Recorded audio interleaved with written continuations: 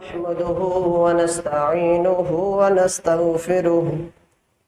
ونؤمن به ونتوكل عليه ونعوذ بالله من شرور أنفسنا ومن سيئات أعمالنا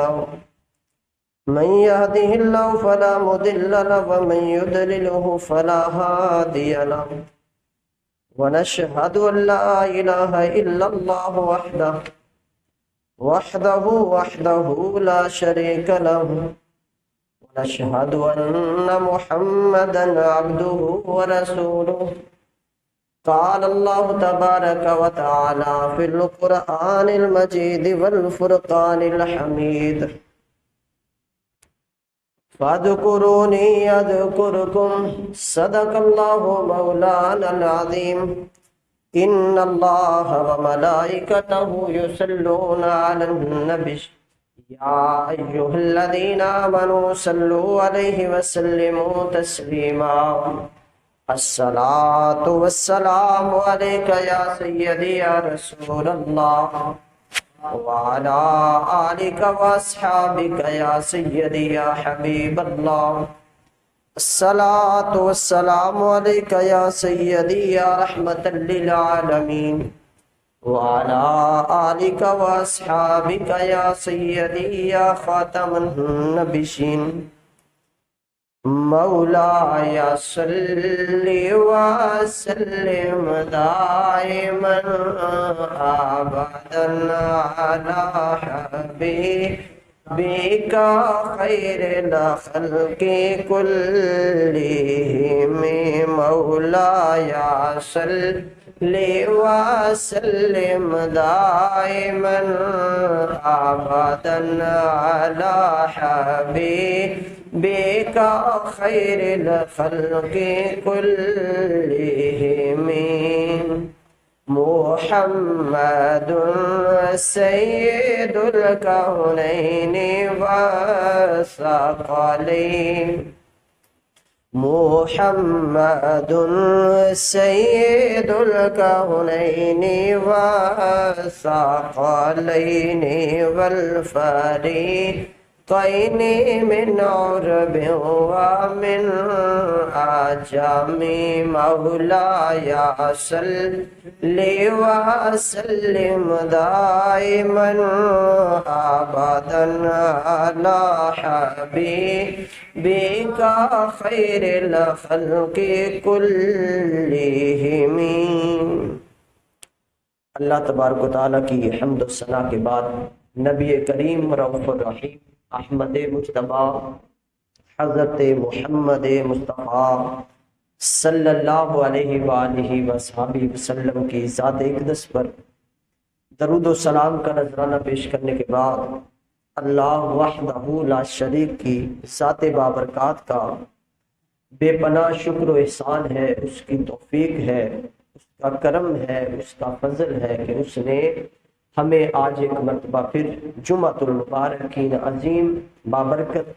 اور فضیلت والی گھڑیوں کے اندر اپنے اس عظیم گھر مسجد میں جمع ہونے کا موقع نصیب فرمایا ہے. دعا ہے اللہ رب العزت ہمارا آج یہاں پر آنا، بیٹھنا، اکٹھا ہونا، ذکر و اذکار کا کرنا اور سننا اور انشاءاللہ نماز جمعۃ المبارکہ ادا کرنا، اس سب کو اپنی عظیم المرتبت بارگاہ میں قبول فرمائے اور آج کے ذکر کو سن کر سنا کر ہم سب کو اس پر عمل پیرا ہونے کی بھی توفیق عطا فرمائے اور اللہ رب العزت ہمارے آج کے ذکر خیر کو ہم سب کے لیے قیامت والے دن ذریعہ نجات بنائے، آمین یا رب العالمین. آج کے جمعۃ المبارک کا جو موضوع ہے وہ امام علی مقام لخت جگر رسول حضرت امام حسین علیہ السلام کی مکہ اور مدینہ سے جب آپ عراق یعنی کربلا کی طرف روانہ ہوئے تو اس روانہ ہونے پر آپ نے اپنے خاندان سے، اپنے جو قریب دوست تھے، صحابہ کرام تھے، ان سے جو مشورات یا اصلاح صلاح وغیرہ لی تھی اس کے حوالے سے گفتگو کریں گے. اور اس کے بعد حضرت امام حسین علیہ السلام کربلا کیوں گئے تھے اور نبی کریم علیہ السلام جب حضرت امام حسین علیہ السلام کو خواب میں ملے تو آپ نے کیا حکم فرمایا اور مشن کیا تھا، اور اس کی تعمیل کس طرح فرمائی، اور اس کے بعد جس دن حضرت امام حسین علیہ السلام کی شہادت تھی اس دن نبی کریم علیہ السلام بہت سارے صحابہ کرام اور اپنی زوجہ حضرت ام سلمہ رضی اللہ تعالی عنہا کے خواب کے اندر بھی آئے اور اطلاع دی کہ حضرت امام حسین کو شہید کر دیا۔ اس حوالہ سے اور ایک اور چیز اس کے اندر ہم آج گفتگو کریں گے کہ ملک پاکستان کے اندر چونکہ اگست کا مہینہ ہے، پچھلے دنوں 14 اگست ہم نے منایا ہے، آزادی کا دن تھا، تو اس حوالے سے اہل بیت اطہار علیہ السلام سے اس ملک پاکستان کی جو وابستگی ہے، جو تعلق ہے، جو نسبت ہے، وہ بھی ہم آخر پہ اس پہ گفتگو کریں گے۔ یہ ساری چیزیں انشاءاللہ کوشش کریں گے کہ بیان ہو جائے۔ تو سب سے پہلے تو حضرت امام حسین علیہ السلام جب روانہ ہوئے تو اس وقت آپ نے جو اپنے خاندان کے افراد سے یا صحابہ کرام سے جو مشورہ کیا، جو صلاح لی، اس بارے ہم سب سے پہلے گفتگو کریں گے۔ سب سے پہلے جو روایت ہے مصنف ابن شیبہ کے اندر حدیث مبارکہ ہے، حضرت عبداللہ بن عباس، حضور کے چچا ہے حضرت عباس، ان کے بیٹے ہیں حضرت عبداللہ رضی اللہ تعالیٰ عنہ۔ حضرت عبداللہ بن عباس رضی اللہ تعالیٰ عنہ بیان کرتے ہیں کہ حضرت امام حسین علیہ السلام عراق جانے سے پہلے، یعنی کربلا جانے سے پہلے میرے پاس آئے، تشریف لائے، اور فرماتے ہیں کہ انہوں نے عراق جانے کے حوالے سے، یعنی کربلا جانے کے حوالے سے میرے ساتھ مشورہ کیا، اور مشورے کے اندر جب گفتگو ہوئی تو میں نے آپ کو واضح الفاظ کے ساتھ فرمایا کہ آپ کہاں جا رہے ہیں؟ آپ اس جگہ پہ جا رہے ہیں جس جگہ پہ ان لوگوں نے آپ کے والد کو شہید کر دیا، آپ کے بھائی کو زخمی کر دیا، انہیں بھی شہید کیا، انہیں زہر دیا گیا، تو آپ اس جگہ پہ نہ جائیں۔ انہوں نے پہلے ہی آپ کے والد کے ساتھ اچھا سلوک نہیں کیا اور آپ کے بھائی کے ساتھ بھی اچھا سلوک نہیں کیا، تو آپ فرماتے ہیں کہ اس بات پہ بھی آمادہ نہ ہوئے، راضی نہ ہوئے،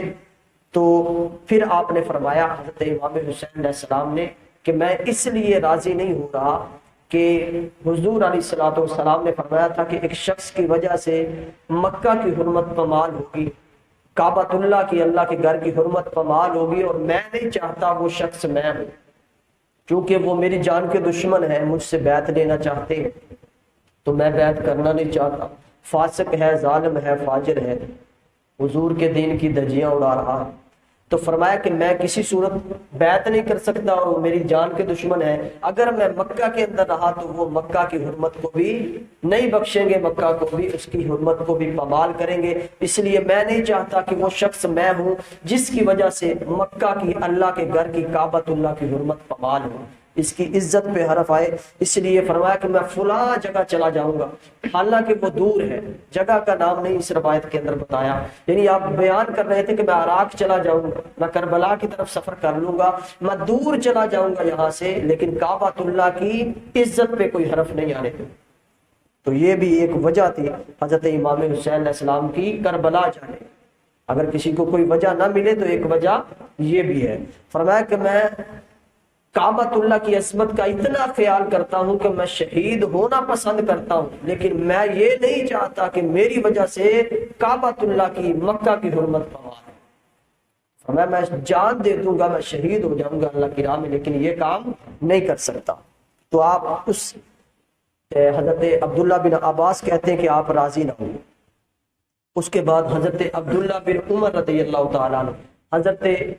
خلیفہ راشد ہے، خلیفہ دوم حضرت عمر فاروق رضی اللہ تعالیٰ عنہ، آپ کے صاحبزادے حضرت عبداللہ، ان کے حوالے سے سند حسن کے ساتھ ابن حبان کے اندر روایت ہے کہ بیان کیا جاتا ہے کہ حضرت عبداللہ بن عمر جب مدینہ پہنچے تو انہیں بتایا گیا کہ حضرت امام حسین 2-3 دن پہلے کربلا کی طرف، عراق کی طرف کوچ کر گئے۔ تو حضرت عبداللہ بن عمر رضی اللہ تعالیٰ عنہ کہتے ہیں کہ حضرت امام حسین علیہ السلام نے 2 سے 3 دن کا سفر طے کر لیا تھا، لیکن حضرت عبداللہ بن عمر جب پتہ چلا مدینے پہنچے تو فٹافٹ جلدی سے حضرت امام حسین کی طرف پہنچے، گھوڑے کو ایڑ لگائی، جلدی سے جتنی جلدی ہو سکا جا کے ملے، پھر بھی 2-3 دن کے بعد جا کر حضرت امام حسین کے ساتھ ملے، اور جب حضرت امام حسین سے ملے تو کہتے ہیں کہ آپ کہاں جا رہے ہیں؟ حضرت عبداللہ بن عمر نے پوچھا حسین آپ کہاں جا رہے ہیں؟ انہوں نے کہا میں عراق جا رہا ہوں۔ تو انہوں نے کہا کہ آپ عراق نہ جائیں۔ آپ نے فرمایا کہ یہ خطوط میرے پاس ہیں، خطوط دکھائے حضرت عبداللہ بن عمر کو، اور پھر بھی انہوں نے اصرار کیا۔ تو آپ نے فرمایا کہ اس خطوط کے اندر ان کا بیعت نامہ بھی ہے، انہوں نے میرے ہاتھ پہ بیعت کرنے کا وعدہ کر لیا، وہ بیعت نامہ بھی میرے پاس موجود ہے، وہ بھی دکھایا۔ تو حضرت عبداللہ بن عمر نے بھی وہی بات کی کہ آپ ایسا نہ کریں، وہ لوگ اچھے نہیں ہیں، انہوں نے آپ کے والد کے ساتھ اچھا سلوک نہیں کیا، آپ کے بھائی کے ساتھ اچھا سلوک نہیں کیا، لیکن اور یہ بھی ساتھ فرمایا کہ حسین آپ میرے نبی علیہ السلام کے جسد اقدس کے ٹکڑے ہیں، وہ آپ کو اس کے باوجود بھی نہیں بخشیں گے، تو آپ نہ جائیں۔ تو اس کے باوجود حضرت امام حسین کا یہی کہنا تھا کہ میں ضرور جاؤں گا، یہ خطوط میرے سامنے ہے، بیعت نامہ بھی آپ کے سامنے میں کر رہا ہوں، تو میں جانا ضروری ہے۔ اس ظالم اور فاجر سے لوگ تنگ آ چکے ہیں، میری بیعت کرنا چاہتے ہیں، تو میں ضرور جاؤں گا۔ تو اس پر حضرت عبداللہ بن عمر نے پھر آگے بڑھ کر حضرت امام حسین کو گلے سے لگایا اور فرمایا کہ میں حسین تجھے اللہ کے سپرد کرتا ہوں، میں تجھے اللہ کے سپرد کرتا ہوں۔ یہ ابن حبان کے اندر روایت ہے، اور دوسری روایت امام ابن کثیر نے البدایہ والنہایہ کے اندر اس کو نقل کیا ہے۔ آپ فرماتے ہیں کہ جب حضرت عبداللہ بن عمر رضی اللہ تعالیٰ عنہ نے بار بار آپ کو روکنے کی کوشش کی، لیکن آپ نہ رکے اور فرمایا کہ میں نے جانا ہے، تو پھر حضرت عبداللہ بن عمر نے آگے بڑھ کر حضرت امام حسین کو گلے سے لگا لیا اور رو پڑے۔ گلے سے لگا کر جب رو پڑے تو ساتھ ہی فرمایا کہ اے حسین اگر جانا ہے تو پھر میں شہید جو ہوتے ہیں ان کو الوداع کہتا ہوں، جو اللہ کی راہ میں شہید ہو انہیں میں الوداع کہتا ہوں۔ اے حسین تو شہید ہے تو یہ میرا آخری سلام ہے کہ تو شہید ہونے کے لیے جا رہا ہے، تو یہ میں تجھے الوداع کہہ رہا ہوں کہ آخری سلام، آخری ملنا مبارک ہو، اس کے بعد ہم مل نہیں سکتے۔ تو حضرت عبداللہ بن عمر نے ان الفاظ کے ساتھ آپ کو رخصت کیا، اور ایک روایت کے مطابق کیا کہ آپ کی پیشانی پر بوسہ دیا، پیشانی پر بوسہ دے کے آپ کے گلے مل کر آپ کو سپرد خدا کر دیا۔ اب تیسری روایت کے اندر ہے حضرت عبداللہ بن زبیر، حضرت زبیر بن العوام رضی اللہ تعالیٰ عنہ کے بیٹے، جو کہ عشرہ مبشرہ میں سے ہیں، حضرت زبیر یعنی وہ 10 صحابہ کرام جن کو حضور نے جنت، دنیا کے اندر جنت کی بشارت خوشخبری عطا فرمائی، ان کے بیٹے ہیں حضرت عبداللہ بن زبیر۔ آپ رضی اللہ تعالیٰ عنہ نے بھی حضرت امام حسین سے یہی فرمایا کہ آپ کہاں جا رہے ہیں؟ تو آپ نے فرمایا کہ میں عراق کی طرف جا رہا ہوں۔ انہوں نے بھی وہی الفاظ کہے کہ انہوں نے آپ کے بھائی کے ساتھ بھی اچھا سلوک نہیں کیا، عراق والوں نے آپ کے والد محترم کے ساتھ بھی اچھا سلوک نہیں کیا، تو میرا مشورہ ہے آپ وہاں پر نہ جائیں۔ آپ نے پھر وہی جواب دیا کہ میری وجہ سے کعبۃ اللہ کی، مکہ کی حرمت پامال ہوگی، تو میں اس وجہ سے شہید ہونا پسند کروں گا، لیکن کعبہ کی عظمت پر، مکہ کی عظمت کو تو حرف نہیں آنے دوں۔ تو آپ نے یہی جواب دیا۔ اس کے بعد ہے حضرت عبداللہ بن جعفر بن ابی طالب، ابو طالب کے بیٹے ہیں حضرت جعفر، اور جعفر کے بیٹے حضرت عبداللہ رضی اللہ تعالیٰ عنہ، حضور کے خاندان، مولا علی المرتضیٰ کے خاندان کے۔ انہوں نے حضرت امام حسین علیہ السلام کو خط لکھا، حضرت عبداللہ بن جعفر رضی اللہ تعالیٰ عنہ حضرت امام حسین کو خط لکھا اور کہا کہ کوفہ والوں سے محتاط رہنا ہے، یہ میرا مشورہ ہے۔ کیا کرنا ہے؟ کوفہ والوں سے محتاط رہنے کا مشورہ دیا۔ فرمایا کہ میں مشورہ یہ دیتا ہوں، یہ جو کوفہ والے ہیں ان سے آپ نے محتاط رہنا، یہ بندے اچھے نہیں ہیں، یہ وفا کرنے والے نہیں ہیں۔ تو اس پر انہوں نے اللہ کا واسطہ بھی دیا حضرت امام حسین علیہ السلام کہ اللہ کا واسطہ ہے آپ ان سے محتاط رہنا۔ تو حضرت امام حسین نے جواب دیا کہ میرا وہاں پر جانا بہت ضروری ہے، اور یہاں پر وجہ بیان کر دیا اپنے ایک وجہ تو بیان کی تھی نا کہ مکہ کی حرمت پامال ہوگی میری وجہ سے، اب دوسری وجہ بیان کر رہے ہیں، اور یہ ابن کثیر نے بھی اس کو نقل کیا، اس روایت کو امام ذہبی رحمۃ اللہ علیہ نے بھی اس کو نقل کیا۔ فرماتے ہیں کہ اب کیونکہ خاندان کے فرد تھے، اپنے گھر کے فرد تھے حضرت عبداللہ بن جعفر، یہاں پر تھوڑا سا راز حضرت امام حسین نے کھولا۔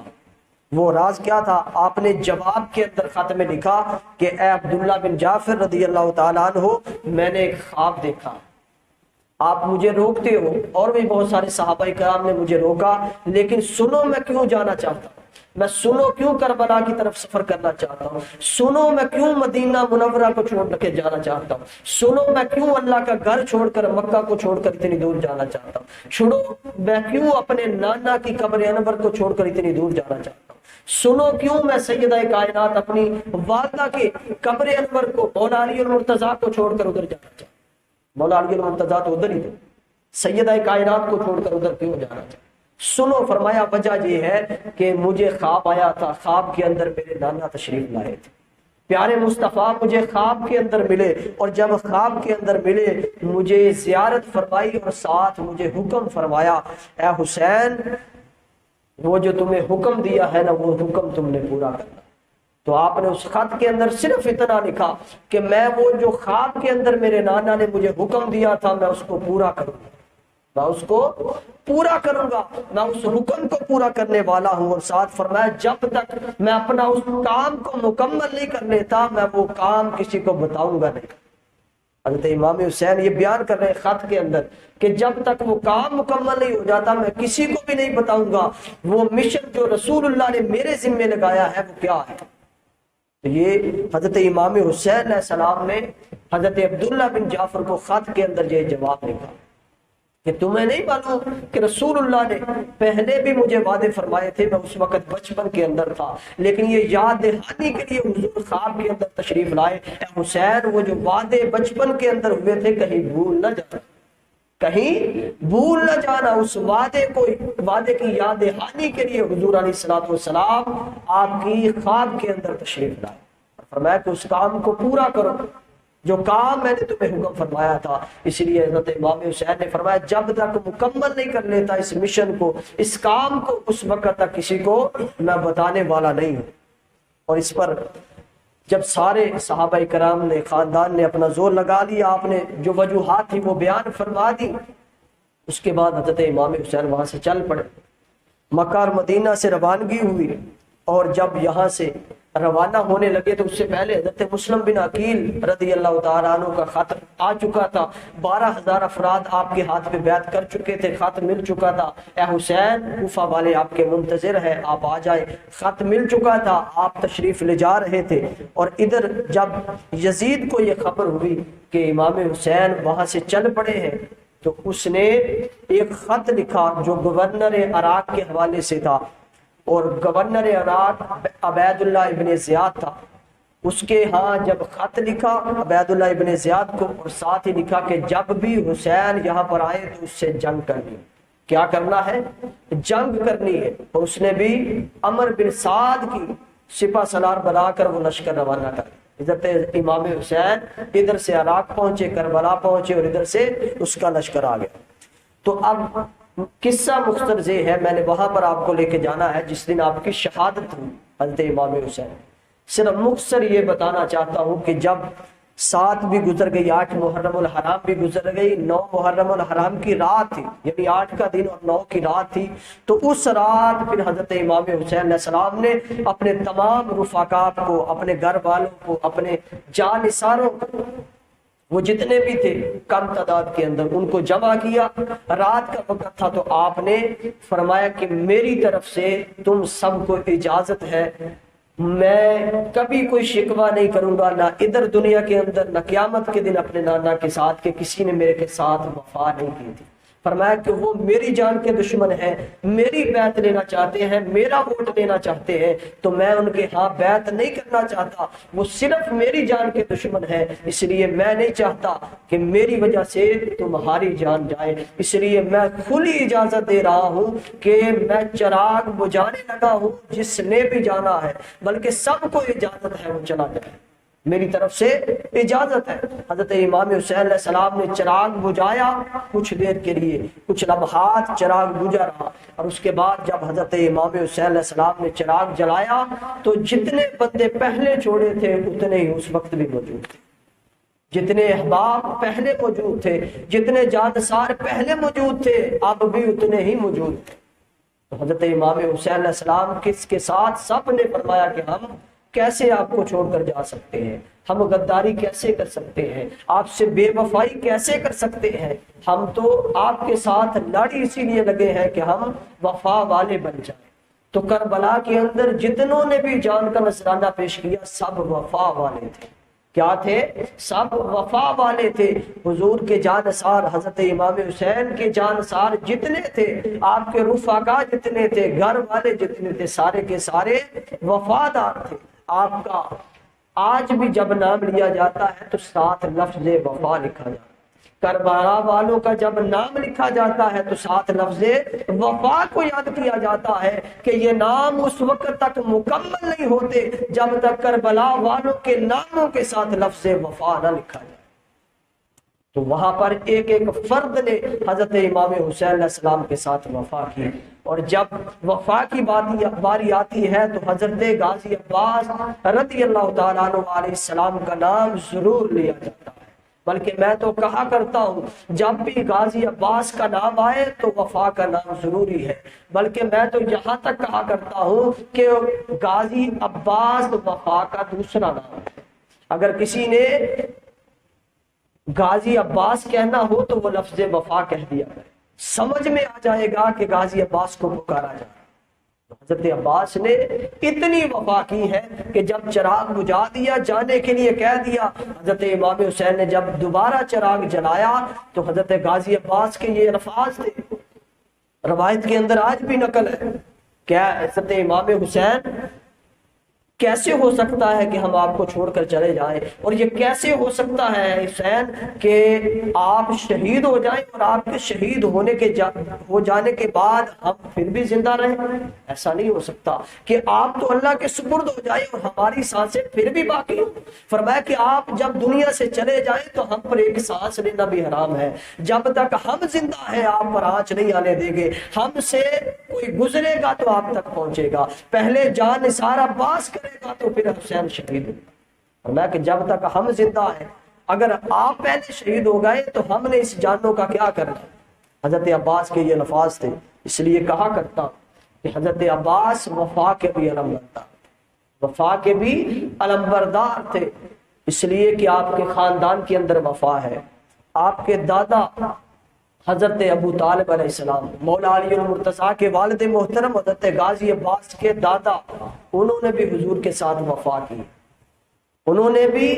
حضور کے ساتھ وفا کی حد کر دی ہے، اور ادھر ان کے پوتے نے حضرت غازی عباس نے حضرت حسین کے ساتھ وفا کی حد کر دی۔ ادھر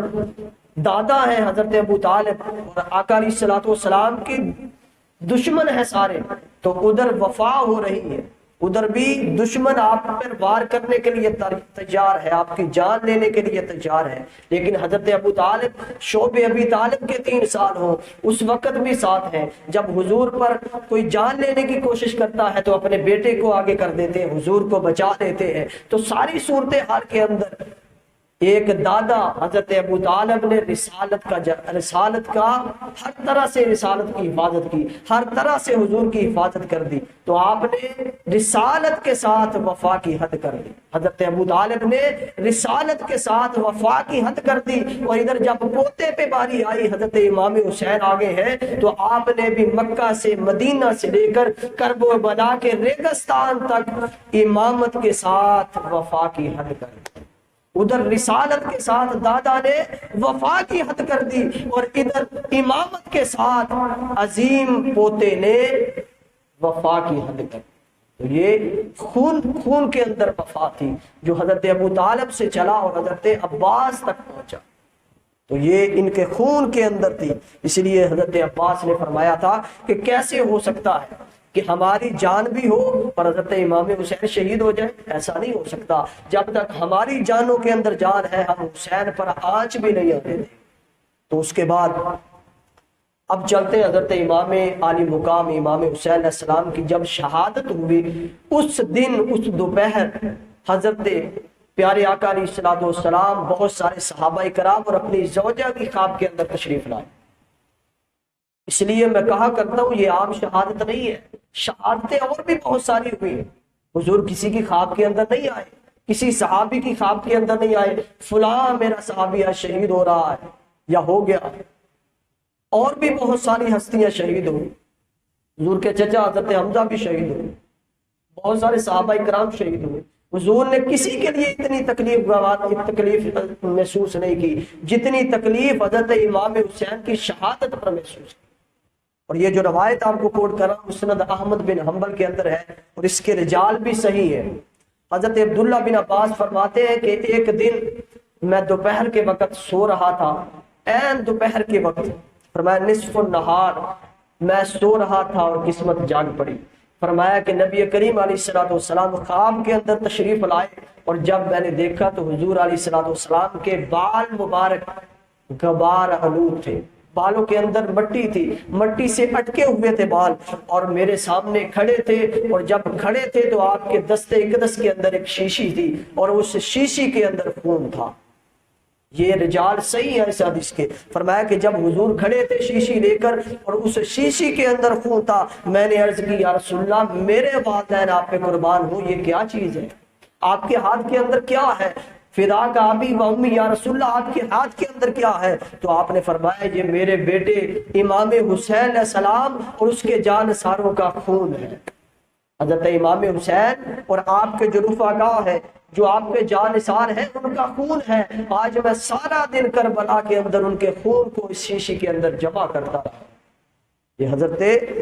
عبداللہ بن عباس سے روایت ہے، اور راوی کہتے ہیں کہ بس ہم نے اس دن کو شمار کر لیا، ہم نے گن لیا یہ کون سا دن تھا، اور پھر بعد کے اندر جب ہمیں معلوم ہوا تو یہ وہی دن تھا جس دن حضرت امام حسین علیہ السلام شہید ہوئے۔ حضور علیہ الصلوۃ والسلام خود تشریف لے کے گئے اس دن دوپہر کے وقت، یہ سارا معاملہ ہوا، یہ سارا ماجرا اس دن پیش آیا۔ اور دوسری روایت حضرت سلمہ رضی اللہ تعالیٰ عنہ بیان کرتی ہے کہ میں حضور کی زوجہ حضرت ام سلمہ رضی اللہ تعالیٰ عنہ آپ کی خدمت کے اندر حاضر تھی، آپ کے گھر کے اندر موجود تھی۔ فرماتی ہے کہ میں نے دیکھا کہ وہ رو رہی تھی۔ میں نے پوچھا آپ کے رونے کی وجہ کیا ہے، آپ کیوں رو رہی ہیں؟ تو انہوں نے کہا کہ ابھی میں سوئی تھی تو مجھے خواب آیا، اور خواب کے اندر حضور علیہ الصلوۃ والسلام تشریف لائے، اور خواب کے اندر میں دیکھتی ہوں کہ حضور علیہ الصلوۃ والسلام کے جو بال اور آپ کی داڑھی مبارک ہے اس میں مٹی ہے۔ ایسے بندہ بہت دور کا جیسے سفر کر کے آیا ہوتا ہے اور اس کے بالوں کے اندر مٹی جم جاتی ہے، غبار آلود بال تھے، اور ریش یعنی ریش مبارک داڑھی مبارک کے اندر بھی جو مٹی تھی۔ تو میں نے عرض کی حضور آپ کو کیا ہوا ہے، اتنے تھکے ماندے کیوں ہیں، کون سے سفر سے آپ واپس آئے ہیں؟ تو حضور فرماتے ہیں ام سلمہ میں ابھی حسین کی مقتل گاہ سے اس کی شہادت دیکھ کے آ رہا ہوں، میں حضرت حسین کی شہادت کو دیکھ کر آ رہا ہوں۔ ان الفاظ کو اگر دیکھا جائے کہ حضور علیہ الصلوۃ والسلام ایک طرف فرما رہے کہ یہ میرے بیٹے ہیں، میں اپنے بیٹوں کو شہید ہوتا ہوا دیکھ کر آ رہا ہوں، تو کتنی اذیت کی بات ہے۔ حضور علیہ الصلوۃ والسلام کی آنکھوں کے سامنے ان کے لگتے جگر کو شہید کر دینا یہ چھوٹی سی بات نہیں ہے۔ وہی چہرہ ہے، وہی گردن مبارک ہے، وہی چہرہ ہے جس کو آپ پیشانی پہ کبھی بوسہ دیتے تھے، کبھی آپ کے ان کو ہاتھوں کو بوسہ دیتے تھے، کبھی گردن کو چومتے تھے، کبھی سیدہ کائنات ان کو اٹھائے لیے پھرتی تھی، کبھی مولا علی المرتضیٰ ان کی انگلی پکڑ کر گلیوں میں گھماتے پھرتے ہیں۔ آج وہی ہستی ہے جن کے اتنے لاڈ لٹائے گئے، آج اس کو بے دردی کے ساتھ کرب و بلا کے میدان میں شہید کر دیا گیا۔ تو حضور علیہ الصلوۃ والسلام فرماتے ہیں کہ ام سلمہ آج میں اس شہادت کو دیکھ کر آ رہا ہوں جو کہ میرے پیارے لگتے جگر کی ہے، میں ابھی ادھر سے تشریف لا رہا ہوں۔ اور تیسری روایت کے اندر شہر بن حوشب یہ بیان کرتے ہیں کہ میں حضور علیہ الصلوۃ والسلام کی زوجہ حضرت ام سلمہ رضی اللہ تعالیٰ عنہ کی خدمت کے اندر تھا،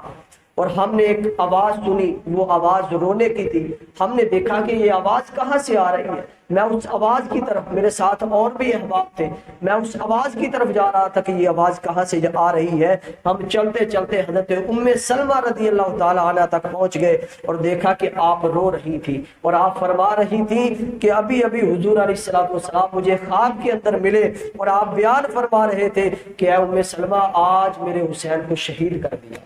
میں ابھی ادھر سے آ رہا ہوں، اور ساتھ فرما رہے تھے کیا واقعی انہوں نے شہید کر دیا، حضور کے لگتے جگر کو واقعی انہوں نے شہید کر دیا۔ یہ الفاظ بیان کر رہی تھی اور ساتھ بد دعائیں دے رہی تھی، اللہ پاک جنہوں نے حضرت امام حسین کو شہید کیا ہے، اللہ پاک ان کی قبروں کو، ان کے گلوں کو آگ سے بھر دے۔ اور فرماتے ہیں کہ یہ کہہ کر آپ سے برداشت نہ ہوا، اتنا دکھ تھا، اتنی تکلیف تھی، بے ہوش ہو کر گر پڑی۔ حضرت ام سلمہ رضی اللہ تعالیٰ عنہ حضور کی زوجہ۔ اب چوتھی روایت حضرت عبداللہ بن عباس سے مروی ہے، آپ فرماتے ہیں کہ میں بھی اسی طرح سویا ہوا تھا، اور جب نیند سے بیدار ہوا، بیدار ہوتے ہی انہوں نے پڑھا انا للہ و انا الیہ راجعون۔ جو حباب ساتھ بیٹھے ہوئے تھے انہوں نے پوچھا عبداللہ کیا ہوا؟ انہوں نے کہا کہ میں نے ابھی ابھی رسول اللہ کو خواب کے اندر دیکھا، آپ کے ہاتھ کے اندر شیشی تھی اور اس شیشی کے اندر خون تھا، اور حضور فرما رہے تھے کہ میں ابھی کربلا کے میدان سے آ رہا ہوں جہاں پر میرے لگتے جگر حسین کو شہید کر دیا، آج میں سارا دن ادھر رہا ہوں، اور یہ جو شیشی کے اندر خون ہے یہ میرے حسین اور اس کے جانثاروں کا خون ہے جس کو آج میں سارا دن جمع کرتا ہوں۔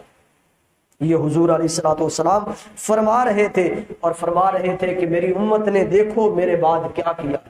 حضرت عبداللہ بن عباس سے حضور فرما رہے تھے اے عبداللہ دیکھو میری امت نے میرے بعد میرے حسین سے کیا کیا ہے، میرے بیٹے کو شہید کر دیا ہے۔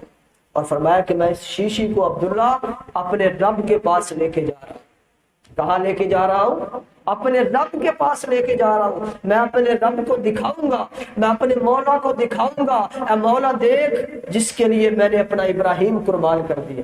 جس کے لیے میں نے اپنی امت کو یہ وارننگ دی تھی کہ میں تو جا رہا ہوں، میری اہل بیت کا خیال کرنا ہے۔ انہوں نے اتنا بھی حیا نہیں کیا کہ میں حسین سے کتنی محبت کرتا ہوں، تو میں آج اس خون کو اپنے مولا کے پاس لے کے جا رہا ہوں، اور میں بتاؤں گا مولا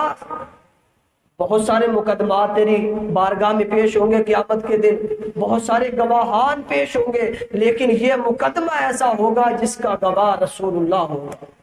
جس کا گواہ مصطفیٰ ہوگا۔ جب گواہ مصطفیٰ ہوگا کسی مقدمے کا تو وہ دیکھ لے مقدمہ کتنا بڑا ہوگا، کتنا مضبوط ہوگا، پھر بھی لوگ حضرت حسین کے قاتلوں کو بچاتے پھرتے ہیں۔ ارے بھائی وہی شیشی حضور جب لے کے اللہ کی بارگاہ میں پہنچیں گے تو تم کیا منہ دکھانے کے قابل ہو گے؟ تم کیا منہ دکھاؤ گے کہ جس یزید نے حسین کو شہید کر دیا تم آج بھی دنیا کے اندر اس کے گن گاتے پھرتے، آج بھی اس کو امیر المومنین کہتے پھرتے، آج بھی تم اس کو رضی اللہ تعالیٰ عنہ کہتے پھرتے ہو، آج بھی تم دو شہزادوں کی جنگ کہتے پھرتے ہو۔ تمہیں عمر فاروق رضی اللہ تعالیٰ عنہ کا فتویٰ یاد نہیں ہے کہ شہزادہ کون ہے؟ کسی مولوی کی بات نہیں کر رہا، حضرت عمر فاروق رضی اللہ تعالیٰ عنہ کا فتویٰ سنے کہ شہزادہ کون ہے دنیا کے اندر بھی اور آخرت کے اندر بھی۔ کتنی مشہور روایت ہے کہ حضرت عمر فاروق رضی اللہ تعالیٰ عنہ کا دور تھا، جب مال غنیمت آیا تو آپ نے اپنے بیٹے عبداللہ بن عمر کو 500 درہم دیے، اور جب حسنین کریمین کی باری آئی تو 1000 درہم دی۔ انہوں نے احتجاج کیا حضور میں پڑھا ہوں، اے امیر المومنین میں پڑھا ہوں حسن و حسین سے، میں نے زیادہ جنگوں میں حصہ لیا ہے، لیکن آپ جو مال غنیمت میں سے حصہ ہے حسنین کریمین کو زیادہ دے رہے ہیں۔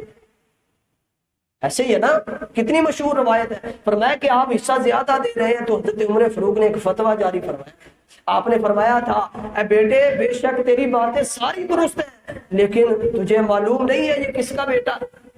تجھے پتہ نہیں ہے یہ کس کا نواسا ہے۔ اگر تو تیرا والد اس کے والد کا مقابلہ کرتا ہے تو آ جا، اگر تیری والدہ اس کی والدہ کی مقابلہ کر سکتی ہے تو آ جا، اگر تیرا نانا اور حسین کا نانا ایک جیسا ہے تو پھر مقابلہ کر لیتے ہیں، اگر حسین کی نانی اور تیری نانی ایک جیسی ہے تو پھر مقابلہ کر لیتے ہیں، اگر نہیں ہے پوری دنیا کھنگال لو گے ڈھونڈو گے، لیکن ایسی نسبت ایسے رشتے ایسا تعلق تمہیں کہیں نہیں ملے گا۔ جب ایسا تعلق کہیں نہیں ملے گا تو سمجھ لو جیسا حسین ہے ایسا کوئی نہیں ہے، جیسے حسنین کریمین ہے ایسا کوئی نہیں ہے۔ تو فتویٰ کیا تھا؟ دنیا کا اصول یہ ہے جو بادشاہ ہوتا ہے نا اس کا جو بیٹا ہوتا ہے وہ شہزادہ ہوتا ہے۔ ایسے ہی ہے نا، برطانیہ میں آج بھی شاہی خاندان چل رہا ہے، اس کی ملکہ ضبط اس کو کہتے ہیں، اس کے جو بیٹے ہیں نسل ہے اس کو شہزادے شہزادیوں کا نام دیا جاتا ہے، لیکن عمر فاروق رضی اللہ تعالیٰ عنہ نے اصول ختم کر دیے کہ میرا بیٹا شہزادہ نہیں ہے، آج بھی شہزادہ حسین ہے،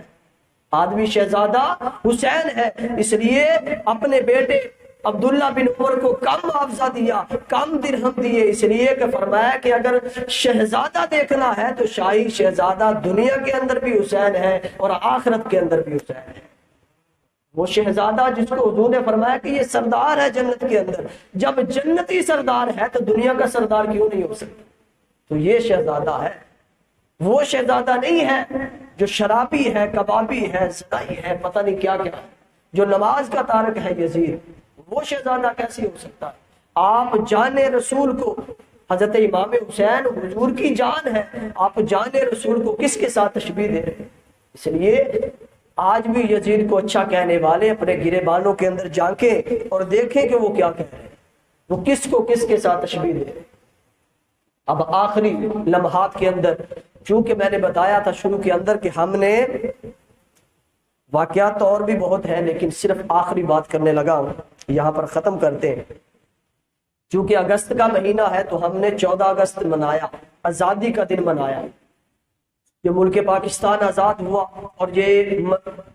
مدینہ کے بعد پہلی یا دوسری ریاست ہے جو حضور علیہ الصلوۃ والسلام اور کلمہ کی بنیاد پر آزاد ہوئی، لیکن اس کو اہل بیت اطہار کے ساتھ بڑی نسبتیں حاصل ہیں اس ملک پاکستان کو۔ میں ہمیشہ سوچتا ہوں پاکستان کو اتنا لوٹا گیا ہے، لیکن یہ ختم کیوں نہیں ہوتا؟ یہ ختم کیوں نہیں ہوتا؟ جو بھی آیا اس نے جتنا بھی اس کا دل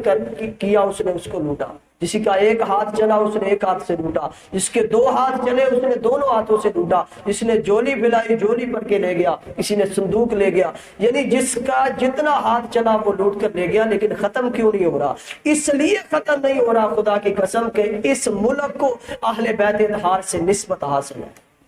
60 کے قریب یا زائد اسلامی ممالک ہے، کسی ایک ملک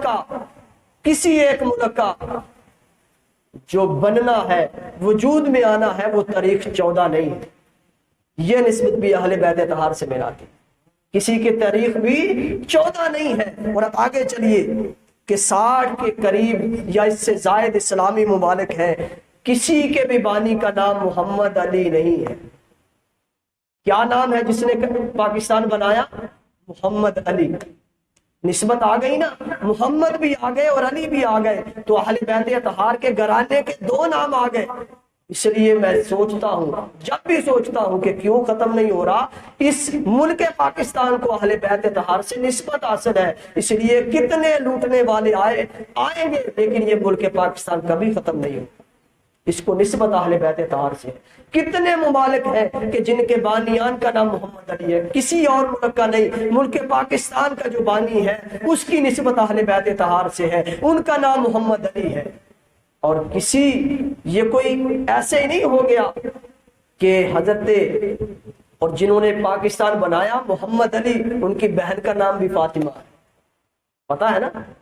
ہاں جی، یہ نسبتیں ہیں۔ اور اگر اس سے بھی آگے آپ چلتے ہیں تو 60 کے قریب جو اسلامی ممالک ہیں، ان سب اسلامی ممالک کے اندر واحد ایک پاکستانی ریاست ہے جس کا سب سے بڑا اعزاز نشان حیدر ہے۔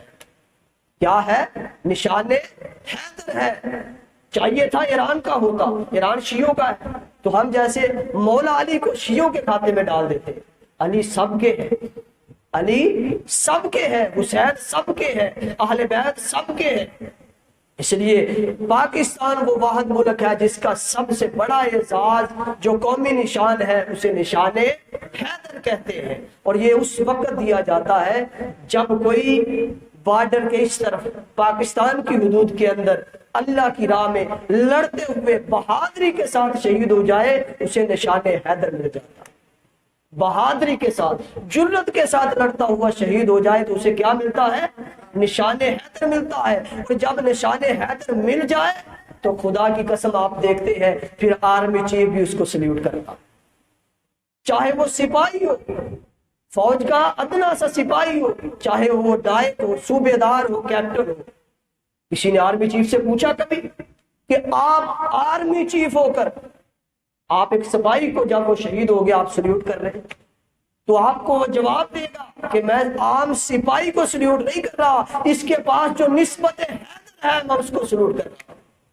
اس کے پاس جو نسبت حیدر ہے، جو نشان حیدر ہے، میں تو سلیوٹ اس کو کر رہا ہوں۔ تو پتہ چلا کہ عام بھی خاص ہو جاتا ہے، نسبت سے عام بھی خاص ہو جاتا ہے۔ وہی سپاہی جس کو پوچھا نہیں جا رہا تھا، آج آرمی چیف بھی سلیوٹ پہ، آج آرمی چیف بھی سلیوٹ کر رہا، اس لیے کہ اس کے پاس نسبت حیدر کی نسبت آ گئی، تو آج سب سے بڑا جو فوجی سربراہ ہے وہ بھی سلیوٹ کر رہا ہے۔ تو پتہ چلا جس کو نسبت اہل بیت مل جائے وہ پھر عام نہیں رہتا، وہ خاص ہو جاتا ہے۔ اس لیے ملک پاکستان کو عام نہ سمجھے، خدا کی قسم یہ خاص ہے، یہ بڑا خاص ہے، اس کی حفاظت کا ذمہ بھی ہمارا ہے۔ ہم کیا کرتے ہیں، گلی محلے کا، اپنے گھروں کا جو کوڑا ہے بازار کے اندر پھینک دیتے ہیں، ایسا نہیں کرتے۔ یہ بھی ہمارا پاکستان ہے، یہ بھی ہمارا ملک ہے، چاہے وہ گھر ہے، چاہے بازار ہے، چاہے گلی ہے، چاہے محلہ ہے، شہر ہے، پاکستان ہے، یہ سارا ہمارا ملک ہے۔ سب کی صفائی ہمارا ایمان ہے، سب کی صفائی کرنا ہمارا فرض بنتا ہے، یہ ہمارا ملک ہے، ہم نے اس کی حفاظت کرنی ہے اور اس کی صفائی رکھنی۔ اس لیے کبھی بھی اپنے گھر کا کوڑا جو ہے وہ بازار کے اندر اس لیے نہ پھینکے کہ یہ ہمارا گھر ہے، یہ تو بازار ہے، یہ بھی ہمارا گھر ہے، پورا ملک ہمارا گھر ہے۔ تو اللہ پاک ہمیں سمجھنے کی توفیق عطا فرمائے اور عمل کرنے کی توفیق عطا فرمائے۔ وآخر دعوانا ان الحمدللہ۔